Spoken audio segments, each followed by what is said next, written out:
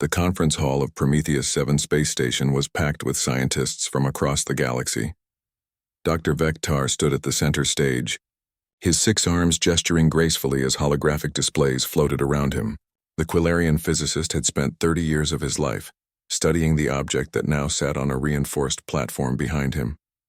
It looked simple enough, just a dark metallic cube, about as big as a large box, with strange symbols carved into its surface that seemed to shift when nobody was looking directly at them.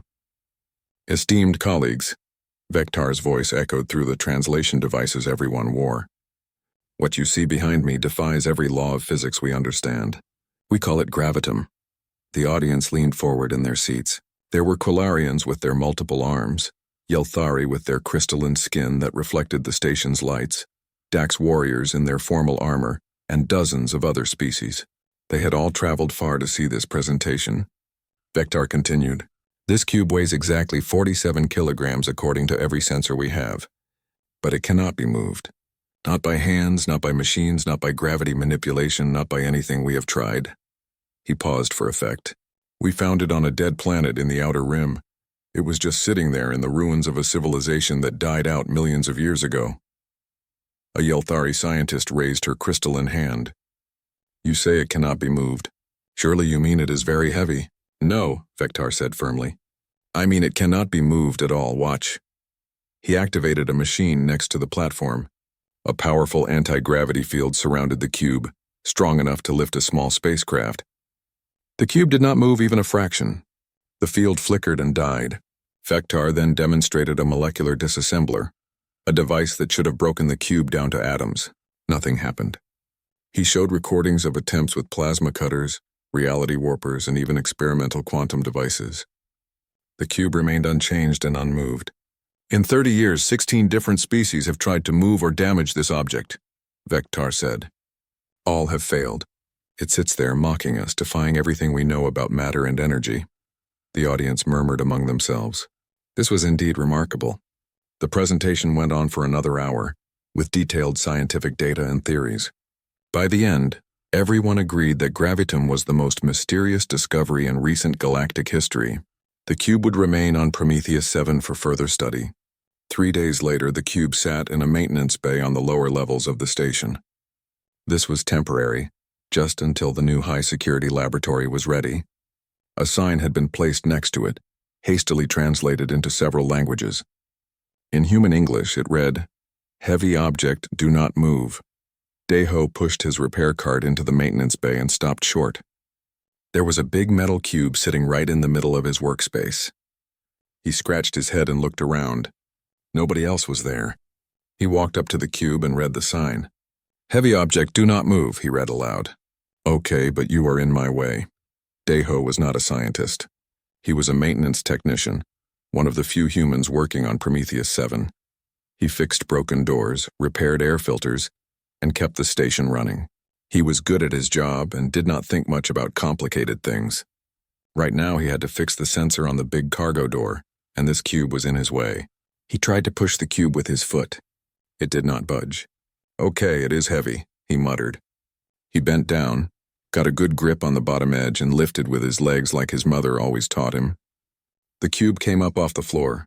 It was heavy, definitely. Maybe about as heavy as a full toolbox, but nothing he could not handle. Deho carried the cube to the corner and set it down carefully. "There, now I can work." He did not see the Quillarian researcher who had been walking past the open door. Talkream had stopped dead in his tracks, his 4 eyes wide with shock. His datapad fell from his hands and clattered on the floor. For a moment he could not move or breathe. Then he turned and ran as fast as his legs could carry him. Deho heard the noise and looked up. "Hello?" he called out. Nobody answered. He shrugged and went back to work on the door sensor. 20 minutes later, Talkream burst into Dr. Vectar's laboratory, breathing hard. Doctor! The human moved it. Vectar looked up from his work. "Moved what?" "The gravitum!" "The human maintenance worker just picked it up and moved it." Vectar's arms went still. "That is impossible. I saw it with my own eyes. He just walked up, lifted it, and moved it to the corner like it was nothing." Vectar stood slowly. "Show me." Within an hour, the maintenance bay was surrounded by scientists. They gathered outside, looking through the windows, speaking in hushed voices. Inside, Deho was still working on the door sensor, completely unaware of the attention. He had his tools spread out and was checking wire connections. Dr. Vectar entered the bay carefully, as if approaching something dangerous. "Excuse me," he said. "Are you the maintenance worker called Deho?" Deho looked up and smiled. "Yes, that is me. Can I help you?" Did you move that cube?" Vectar pointed to the corner. "Oh, yes. It was in my way." "Is that a problem?" "The sign said it was heavy, not that I could not move it." Vectar felt dizzy. Could you move it again, please?" "Sure." Deho put down his tools and walked over to the cube. He bent down, gripped it, and lifted it up with a small grunt. "Where do you want it?" Just hold it for a moment." Deho stood there holding the cube, looking confused. Around them, scientists were taking readings with handheld devices, speaking rapidly into recording units, and staring with expressions of absolute disbelief. Can I try to hold it?" Vectar asked. "Sure." Deho held it out. Vectar reached out with all 6 arms and took the cube. Immediately, it felt like he was holding the weight of a mountain. His arms shook, his knees buckled, and he fell forward. The cube crashed to the floor with a heavy thud. Vectar gasped for air, his arms trembling. Deho quickly helped him up. "Are you okay? Maybe you should not try to lift heavy things if you are not used to it." "Heavy?" Vectar could barely speak. "How heavy did it feel to you?" Deho thought about it. "Maybe 20 kilos, 30. I do not know exactly why." Vectar looked at the human, then at the cube, then back at the human. In 30 years of studying gravitum, no one had been able to move it even a single centimeter. This human had picked it up like it was a box of supplies. Either everything they knew about physics was wrong, or humans were very different from every other species in the galaxy. "I need to make some calls," Vectar said quietly. Deho nodded. "Okay, can I move this back to the corner? I really need to finish fixing that door." Vectar just nodded, unable to speak. He watched as Deho casually picked up the impossible object and moved it aside. Outside the windows, scientists from 16 different species stood in stunned silence, watching a simple human maintenance worker do what they had spent decades trying to achieve. The galaxy was about to learn something new about humans. By the next morning, every scientist on Prometheus 7 knew about what had happened. The security footage had been watched hundreds of times. Every angle, every moment, every casual movement Deho made was analyzed. The recording showed him walking up to the gravitum cube, bending down and lifting it without any special equipment or preparation. He did not use any tools. He did not activate any devices. He just picked it up. Deho woke up in his small quarters and got ready for work like always. He showered, got dressed in his maintenance uniform, and went to the cafeteria for breakfast. When he entered, the large room went quiet. Everyone was staring at him. He looked behind him to see if something was there, but there was nothing. "Good morning," he said carefully, walking to get his food. The other beings in the cafeteria whispered to each other. Deho got his breakfast, rice, eggs, and some vegetables, and sat down at an empty table. Within seconds, 3 Quilarian scientists approached him. "Excuse us," one of them said. "Are you Deho, the maintenance worker?" "Yes," Deho said between bites. "Do you need something fixed?" "We need to ask you some questions." "About the cube." "The gravitum." Deho swallowed his food. "What about it?" "How did you move it?" "I picked it up." "Is this about yesterday? Did I damage it?" "I was careful." The scientists looked at each other. No damage. "But you do understand that object is supposed to be impossible to move, yes?" Deho shrugged. "The sign said it was heavy." "It was heavy, but not that heavy. I have moved heavier things." One scientist made rapid notes on a data pad. "Fascinating. Absolutely fascinating." After breakfast, Deho was escorted to a laboratory. Dr. Vectar was there, along with at least 30 other scientists from different species. They had set up the gravitum cube in the center of the room on a marked platform. Sensors surrounded it and cameras pointed at it from every direction. "Deho, thank you for coming," Vectar said. "We would like to run some tests if you do not mind." "Okay," Deho said. "But I have work to do later." "This is more important," Vectar assured him. "Please approach the cube and lift it." Deho walked forward. The scientists held their breath. He reached down and picked up the cube with both hands. "Like this?" Every sensor in the room went crazy. Numbers flashed on screens. Scientists shouted observations. One Yelthari researcher actually fainted and had to be carried out. "Put it down, please," Vectar said. "Now try lifting it with just one hand." Deho adjusted his grip and lifted the cube with his right hand. It was harder and his arm shook a little, but he managed it. Other hand now. He switched to his left hand. Same result. "Can you carry it across the room?" Deho walked across the room carrying the cube, then walked back. "Is this helping your research?" "More than you know," Vectar said softly. "You can put it down now." They ran tests for 3 hours. They asked Deho to lift the cube in different ways, to push it, to roll it, to drag it. Everything worked. The cube behaved like a normal heavy object when Deho touched it. When any of the alien scientists tried, it became absolutely immovable again. "We need to test other humans," Vectar announced. "Bring me every human on this station." Over the next 2 days, all 47 humans living on Prometheus 7 were brought in for testing. The results were the same every time. Every single human could move the gravitum cube. It did not matter if they were young or old, male or female, strong or weak. Even Hei-In, a 19-year-old intern who worked in the kitchens and weighed less than 50 kilograms, could pick up the cube. Captain Ji-won, the highest-ranking human on the station, lifted the cube with one hand while reading a report with the other. Minsu, who worked in the cafeteria and was 70 years old, picked it up and commented that it reminded him of the rice bags he used to carry on his family farm. Hyunwoo, an engineer and Deho's friend, even juggled the cube from hand to hand, which made several scientists scream in horror. Sorry, Hyunwoo said quickly, catching the cube. "I was just demonstrating that it is not that hard to control." The scientific community was in chaos. The Galactic Science Council called emergency meetings. Researchers who specialized in human biology were contacted and asked to come to Prometheus 7 immediately. News spread across the galaxy through communication networks. "Humans can move the impossible material" became the most talked-about story everywhere. Dr. Vectar barely slept. He reviewed data constantly, comparing human biology to that of other species. Humans were not especially strong compared to many species. They did not have special organs or unique energy fields. Their bones were made of calcium. Their muscles worked through normal chemical processes, and their brains followed standard neural patterns. "There must be something," he muttered to himself. "Something different about them." He brought his findings to a meeting with other lead researchers. A Dax military scientist named Krevnos was there, along with a Yelthari biologist called Levin and several others. "I have been studying human evolution," Vectar explained. "Humans come from a planet called Earth. It has a large moon, which is unusual. This created specific tidal forces during their evolution. Perhaps this gave them a unique relationship with gravity, but the cube does not respond to gravity manipulation," Levin pointed out. "We already tried that." "True," Vectar admitted. "Perhaps it is something else. Humans have a very specific type of muscle fiber, very dense, very efficient. Maybe there is a quantum property we are missing." Krevnos leaned forward. "Or maybe humans are just stubborn. I have read their history.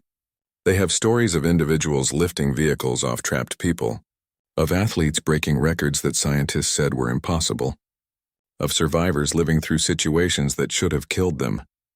"You think this is about willpower?" Levin asked skeptically. "I think humans do not know when to give up," Krevnos said. "Every other species in the galaxy has had millions of years to learn the rules of the universe. We know what is possible and what is not. Humans are new. Maybe they have not learned the rules yet." "That is not scientific," Vectar protested. "Neither is what we are seeing," Krevnos replied. In the cafeteria, Deho sat with Hyunwoo eating lunch.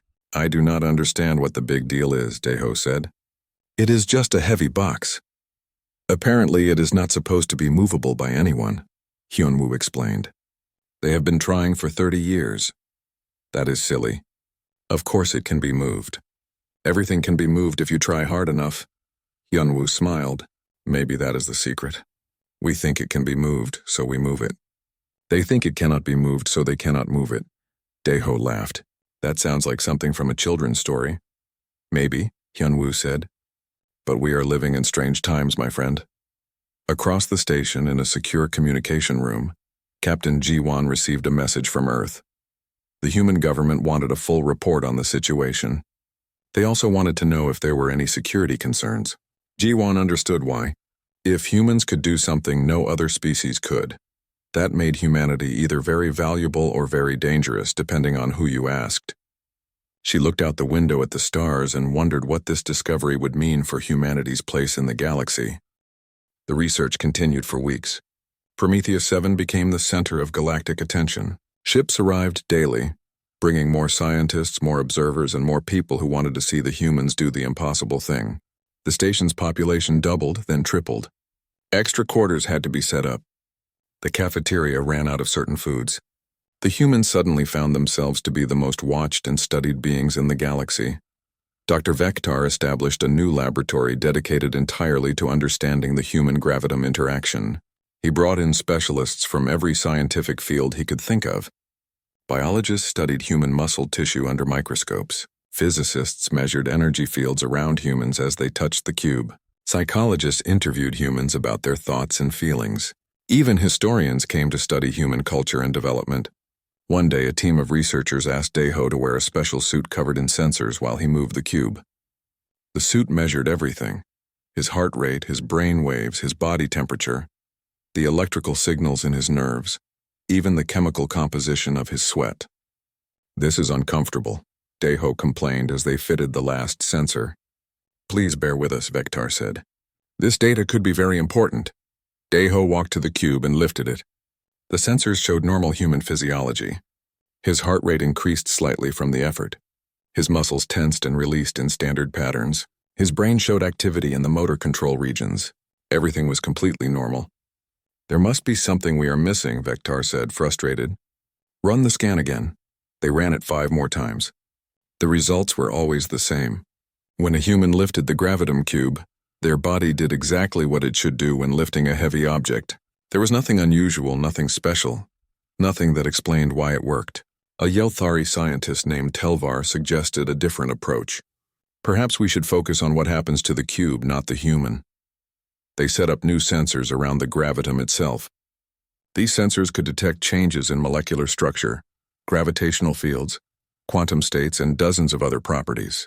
When Deho lifted the cube, the sensors showed something interesting. The cube's mass-energy signature changed. It became lighter, but only in the specific area where human hands touched it. "It is like the cube is choosing to be lighter for humans," Telvar said, studying the data. "But why?" More theories emerged. Some scientists believed that human DNA had a specific sequence that the cube recognized. Others thought human brainwaves sent a signal that the cube responded to. A few radical thinkers suggested that humans had a natural ability to affect reality itself on a quantum level. Though this was considered unlikely, General Krevnos attended one of the research presentations. The Dax warrior listened carefully to all the theories, then asked a simple question. "Have you asked the humans what they think?" The scientists looked at each other. "They are not scientists," one said. "What could they tell us?" "They are the only ones who can do this," Krevnos replied. "Maybe they know something you do not." So they organized a discussion session. They brought together 10 humans from different backgrounds and ages, along with 20 alien scientists. The format was simple. They would just talk about the cube and see what insights emerged. Captain Jiwan spoke first. "I think you are all making this too complicated. The cube is heavy, yes, but it is not impossible to move. We have been moving heavy things our whole lives. It is just what you do." "But it is impossible," a Quilarian scientist insisted. "The mathematics prove it." "Maybe your mathematics are wrong," suggested Minsu, the cafeteria worker. "Or maybe the cube does not care about mathematics." "Everything cares about mathematics," the scientist said, sounding offended. "Mathematics is the language of the universe, is it?" asked Hayan, the young intern. "Or is it just the language you use to describe the universe? Maybe the universe speaks a different language." This comment made several scientists very uncomfortable. They had spent their lives believing that mathematics and physics were absolute truths. The idea that these might just be descriptions, not rules, was disturbing. Hyunwoo raised his hand. "I have a question. When you first found this cube, what did you do?" "We studied it," Vector answered. "We measured it, analyzed it, ran every test we could think of." "Did you try to just pick it up? Like without any equipment?" "Well, yes, of course. That was the first thing we tried. It did not move. And then? Then we knew it was impossible to move, so we tried other methods." "There," Hyunwoo said, pointing at Vector. You decided it was impossible. Once you decided that, you could not move it anymore. That is not how physics works, Vectar protested. Maybe it is how this cube works, Hyunwoo replied. Daeho spoke up. When I saw the cube, I just saw a heavy thing. I did not think about whether it was possible or impossible. I just needed to move it, so I moved it. Maybe that is the difference. The room went very quiet. Scientists looked at each other, considering this idea. It sounded absurd, but it also made a strange kind of sense. Every species in the galaxy had millions of years of scientific knowledge. They knew the rules of physics, they understood the laws of nature, and they had learned what was possible and what was not. Humans were different. They had only been in space for a few hundred years. They were still new to the galaxy, still learning, still willing to try things without knowing if they would work. You are suggesting, Levin said slowly, that belief affects physical reality? No, Daeho said. I am suggesting that not believing in limits is different from believing in breaking limits. I do not think about whether something can or cannot be done. I just do it and see what happens. Over the next few days, this idea was debated heavily. Most scientists rejected it as unscientific. How could belief or expectation change physical matter? But some researchers decided to test it anyway. They brought in volunteers from different species and tried to teach them to approach the cube the way humans did. They instructed the volunteers to clear their minds, to not think about impossibility, to just reach out and lift. None of it worked. The cube remained immovable for everyone except humans. Perhaps it is genetic after all, Vectar concluded sadly. Something in human biology that we simply cannot detect with our instruments. But General Krevnos was not convinced.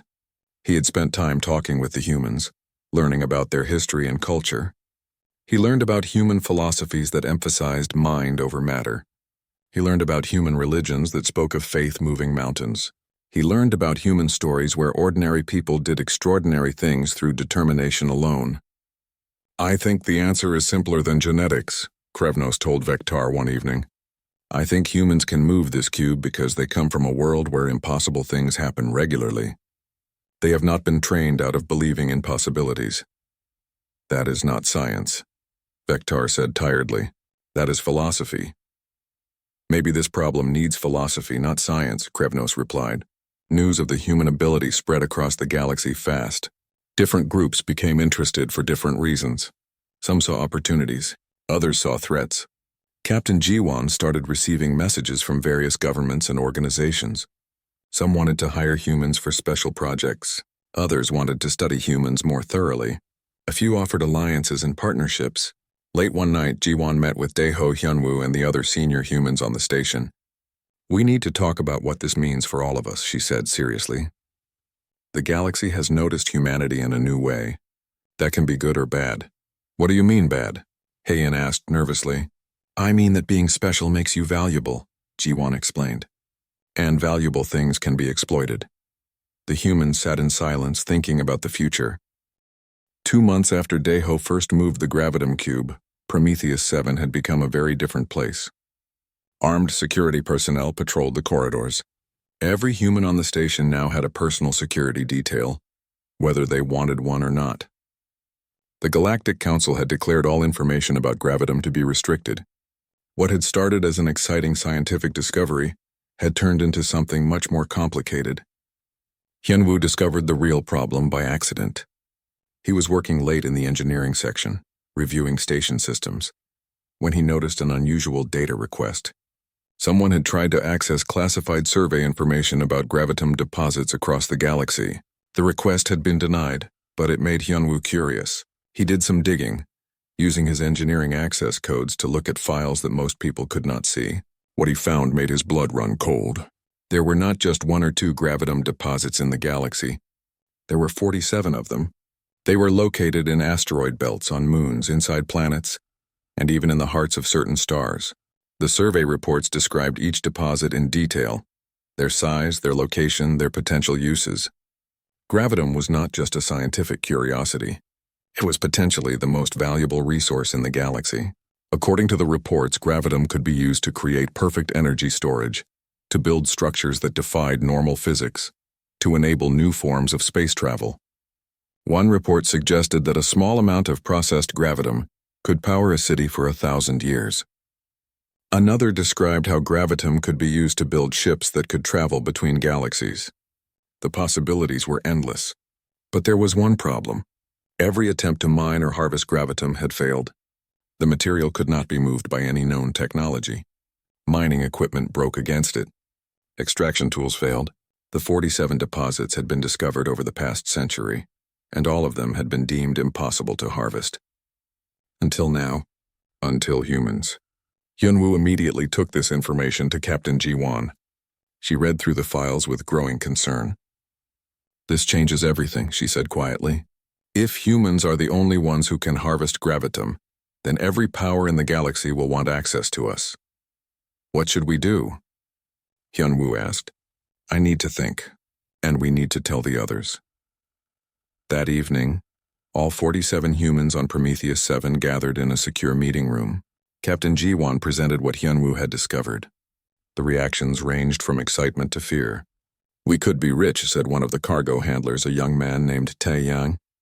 "If we are the only ones who can mine this stuff, we could charge whatever we want." "Or we could be slaves," countered Min-soo. "Forced to work in mines for the rest of our lives." "Nobody is going to enslave us," Ji-won said firmly. "Earth would not allow it. But we need to be smart about this situation."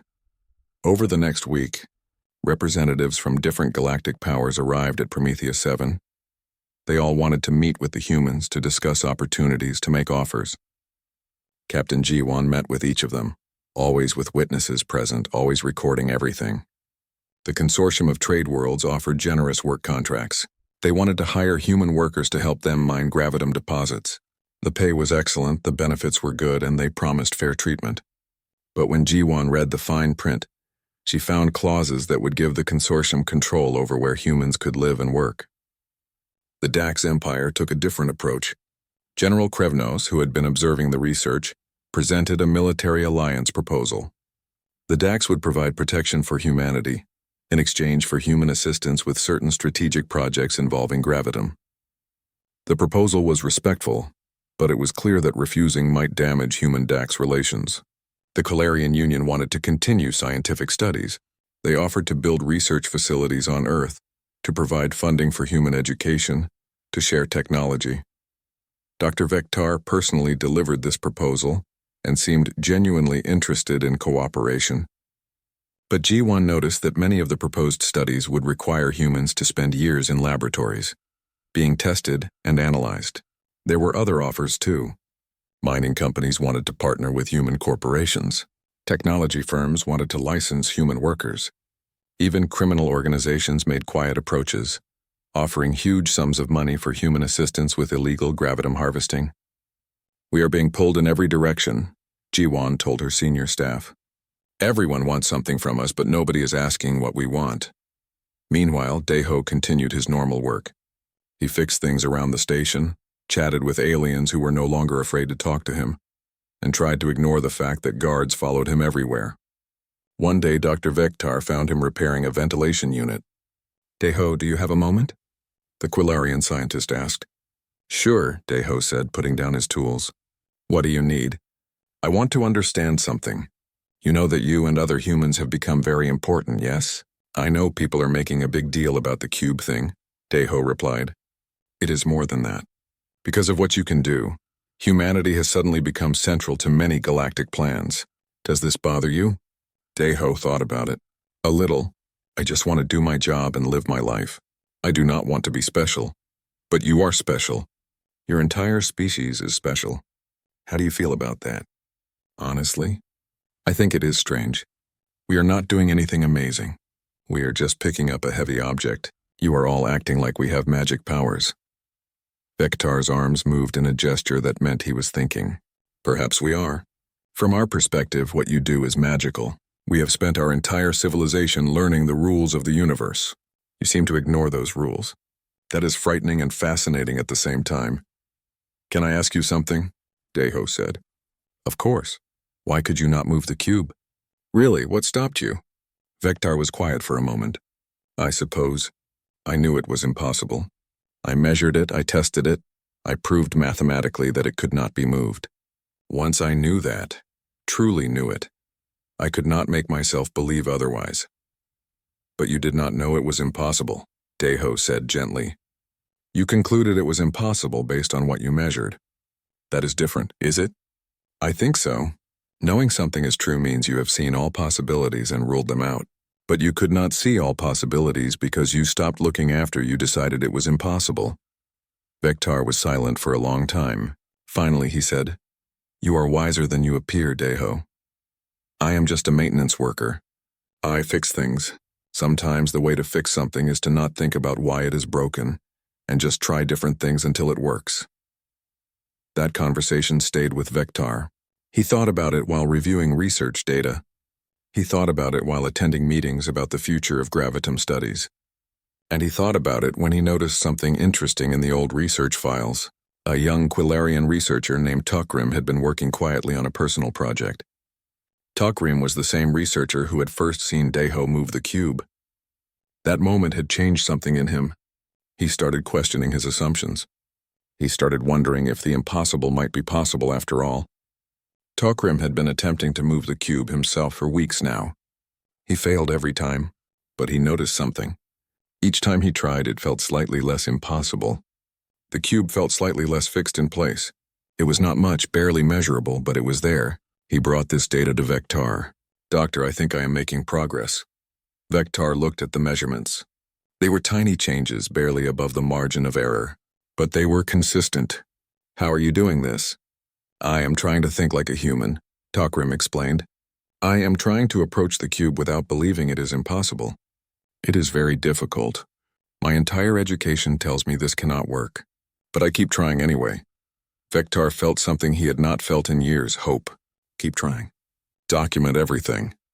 Back in the human quarters, a different kind of meeting was taking place. A woman named Bora, a human scientist who specialized in psychology, had been thinking about the gravitum problem from a different angle. She gathered a small group to discuss her theory. I think I understand what is happening, she said. It is not about our bodies or our genes. It is about our minds and how we approach the world. Bora stood in front of a small group that included Captain Jiwan, Dr. Vectar, General Krevnos, and several other key figures. She had spent weeks developing her theory, and now she was ready to present it. I believe gravitum is a reality-responsive material, she began. It exists partially in our dimension and partially in another dimension where consciousness affects physical properties.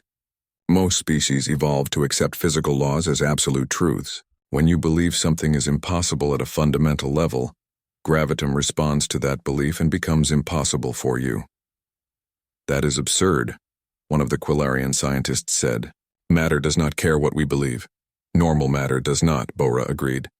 But gravitum is not normal matter. Think about it. Every test shows it should weigh 47 kilograms, but it behaves like it has infinite mass, except when humans touch it. The only variable that changes is the person interacting with it. Vectar leaned forward, interested. Continue. Humans are still new to space. We have only had a few hundred years of serious scientific study.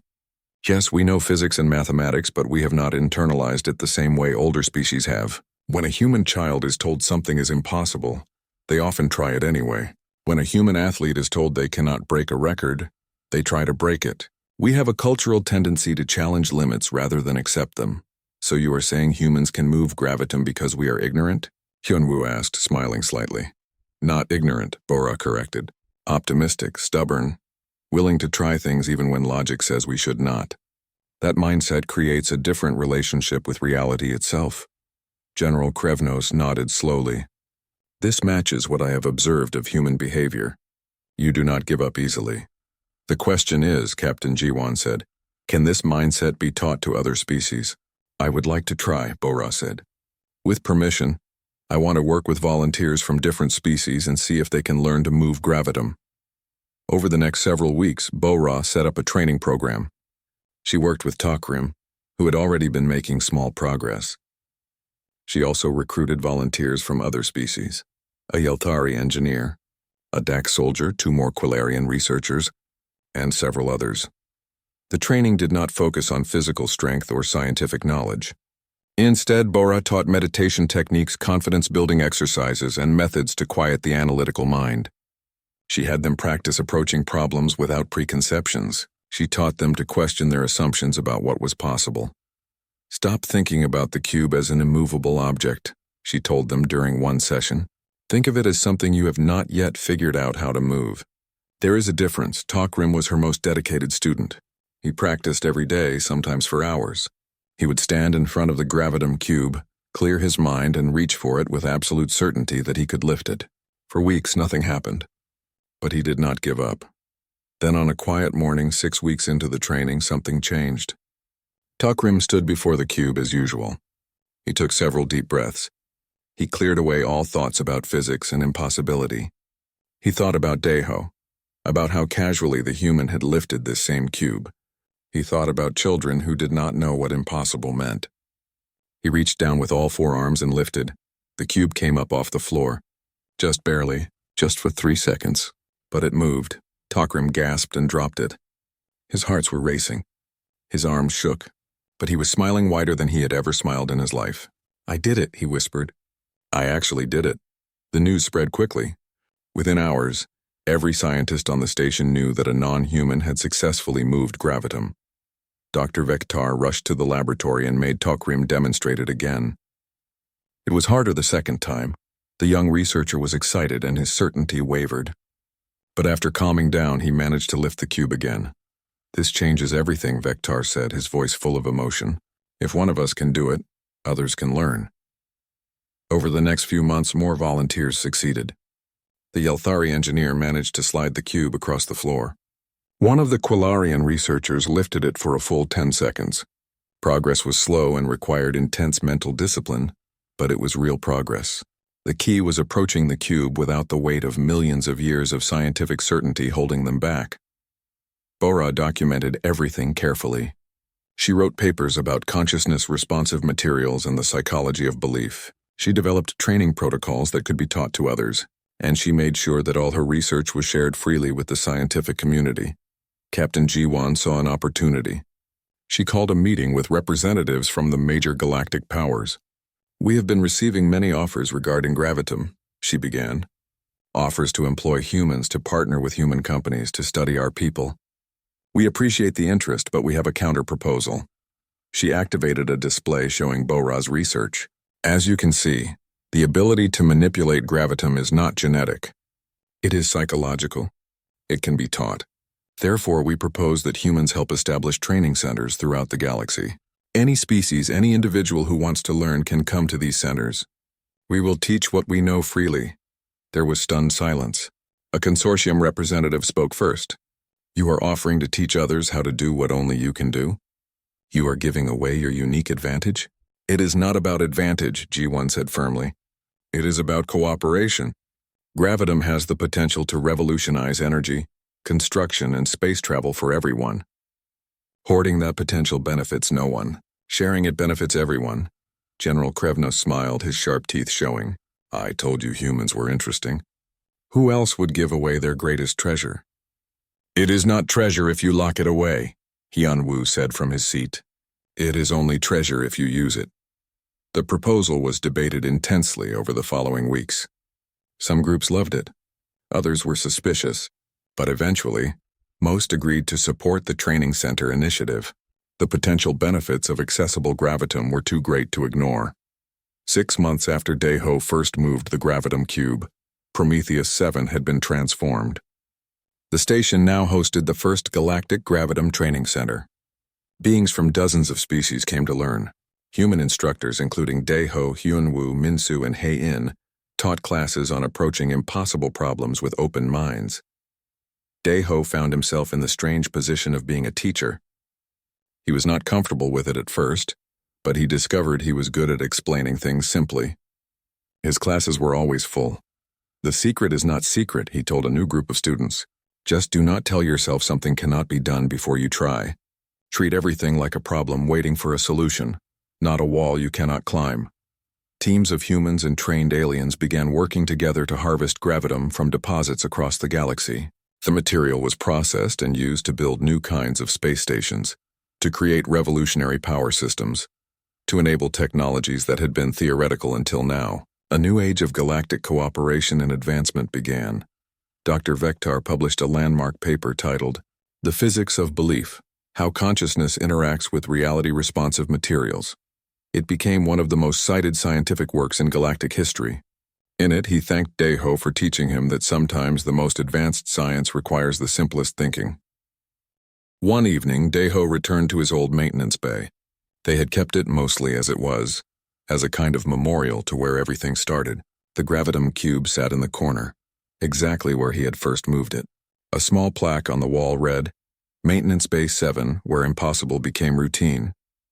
Hyunwoo found him there looking at the cube. Thinking about how things have changed? A little, Daeho admitted. 6 months ago I was just fixing doors. Now I am teaching aliens how to move magic rocks. They are not magic, I know, but they feel a little bit magic. Hyunwoo laughed. Maybe that is the real lesson. The universe is bigger and stranger than we think. Sometimes the impossible is just the untried. That sounds like something Bora would say. She has been a good influence on all of us. They stood together in comfortable silence, watching the stars through the viewport. Other beings might have made this moment complicated, full of grand speeches about humanity's role in the galaxy, or the weight of responsibility. But they were just two humans who fixed things, and fixing things did not require grand speeches. I should get back to work, Daeho said finally. The air filter in Section 12 is making a weird noise. Want help? Sure. They left the maintenance bay together, leaving the gravitum cube sitting peacefully in its corner. Around them, Prometheus 7 hummed with activity. Aliens learning from humans, humans learning from aliens, everyone working together to unlock the potential of a material that had once been called impossible. In another part of the station, a young DAX student successfully lifted a small piece of gravitum for the first time. Her instructor, an elderly human named Minsu, smiled with pride. See? I told you that you could do it. I did not believe you at first, the student admitted. That is okay, Minsu said kindly. Belief takes practice, but once you learn it, you can do amazing things. The galaxy was learning. Slowly, one student at a time, one lifted cube at a time, the impossible was becoming possible. And somewhere in a maintenance bay, a simple doorstop made of impossible material sat quietly, remembering the day when a human named Daeho had casually picked it up, without knowing he was about to change everything.